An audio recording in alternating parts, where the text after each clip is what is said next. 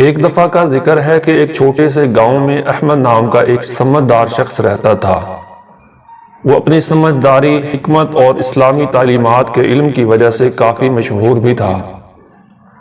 ایک دن گاؤں کے کچھ لوگ احمد صاحب سے مشورہ لینے آئے اور کہنے لگے کہ جناب احمد صاحب، ہمارا ایک پڑوسی ہے جو بہت بدتمیز ہے اور ہمیشہ ہمارے بارے میں برا بھلا کہتا رہتا ہے۔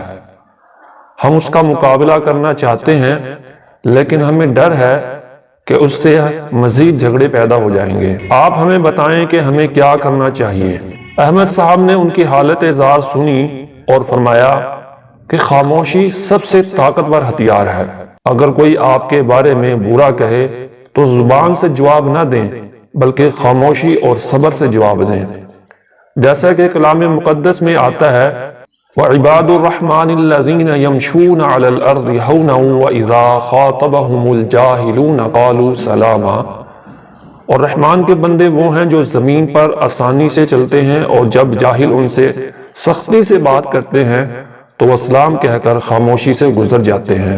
اور حدیث مبارکہ میں بھی آتا ہے کہ جس نے خاموشی اختیار کی اس نے نجات پا لی۔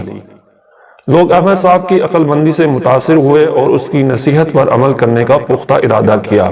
اگلی بار جب ان کے پڑوسی نے ان کے بارے میں برا کہا تو وہ خاموش رہے اور مہربانی سے جواب دیا۔ وقت گزرنے کے ساتھ ساتھ ان کے پڑوسی کی دشمنی ختم ہو گئی اور وہ امن سے پرسکون زندگی گزارنے لگے۔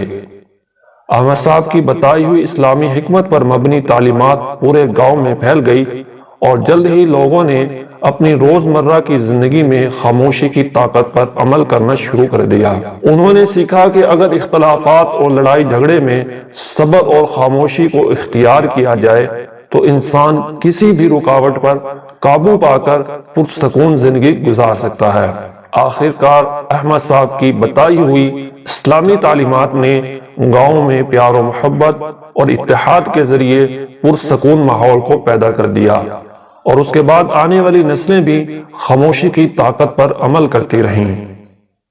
تو معزز ناظرین کرام، آپ کو یہ کہانی کیسی لگی اور آپ نے اس کہانی سے کیا سبق سیکھا ہے، کمنٹ سیکشن میں ضرور بتائیں۔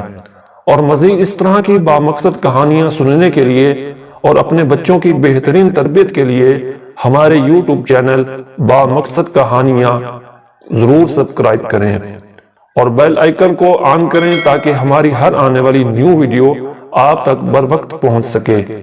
شکریہ۔